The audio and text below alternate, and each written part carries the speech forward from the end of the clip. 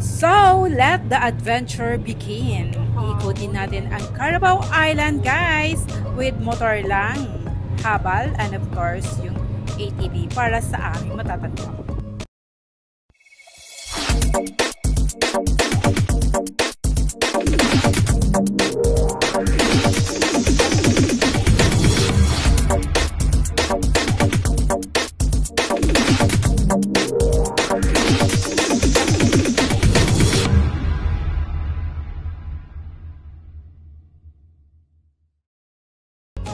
Hi guys, Lynn Kenting here again and welcome back to my channel. So today's video ay iikutin natin ang Carabao Island, guys.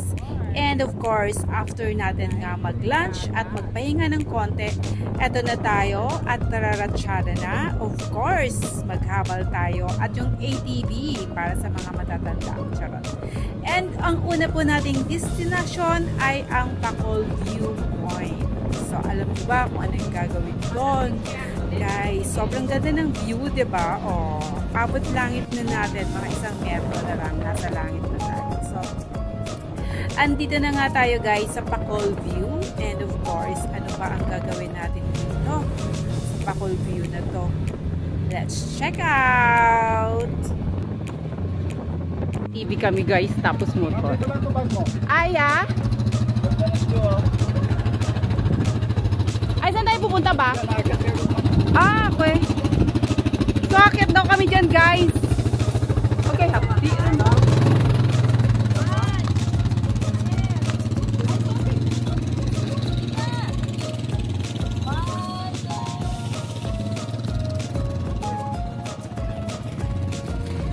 Ako din! Pinami mo na ito nga. Like, subscribe mo na ito.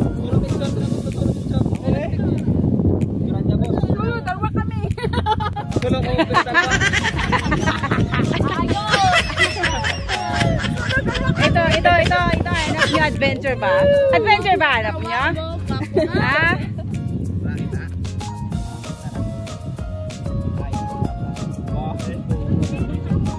Boracay po yan dyan sa kabila.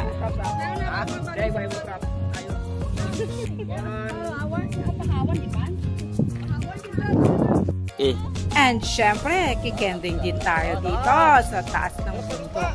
Sa dinami-dami ba naman ang gagawin? Aakyat pa sa bundok? Ay, ang dami naman sa antika nito. Bakit pupunta pa dito?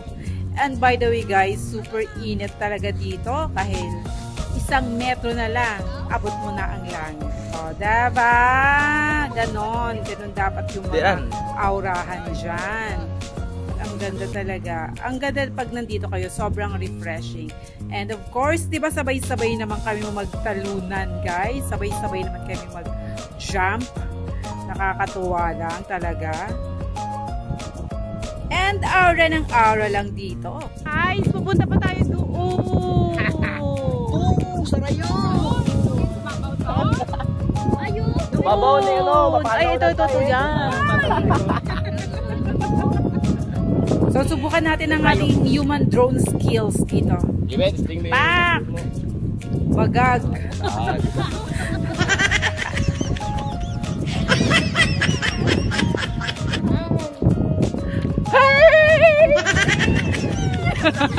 So, yun lang at sobrang init ay nagyaya na silang bumaba. Hi guys! Mainit na. It's mahapde on the legs. So let's go down. Syempre, mahuhuli ang matanda. Ikaw na yung photographer, ikaw na yung vlogger, ikaw na lahat, guys.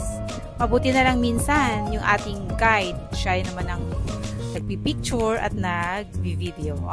Sa dami ba naman nagtutour dito? Syempre, guys, natututo na sila, magaling na sila. And eto na nga, up for the next destination at nagtalukbong na ang lahat dahil super duper inat talaga. Pero tuloy lang kahit sunog na sunog, lalo na yung si email super sunog. And dito kami sasakay.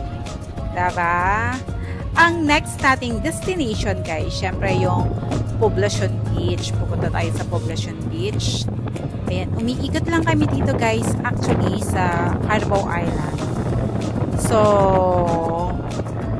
nakaka-enjoy naman kasi masarap yung breeze kahit mainit. So, halo-halo. Yun talaga yung nakakapagpaitim talaga. Yung breeze ng dagat at malamig-lamig na hangin and super init na araw. So, during this time, walang gaanong tourist dito, guys. Dahil, syempre, hindi pa bakasyon. Kaya kung makikita mo, kami pa lang nandyan. And here na nga kami sa Poblacion Beach. Diba, ang ganda. Tingnan mo naman yung dagat, guys. Super ganda ng kulay. Yung pag nakita mo pa lang, ay gusto mo nang tumalon. So, ito yung scenic spot na kailangan must have na meron kang picture. Ang balance na ha? Dito banda. So, ito yung Poblacion Beach. Guys, ang dagat, no? Hindi ako mapakan sa dagat. Super ganda talaga.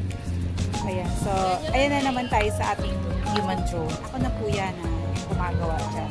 Human drone. Nag-aaral ko talaga. Hindi. Charot lang, guys. Dapat kasi sa baba. Dito sila ha?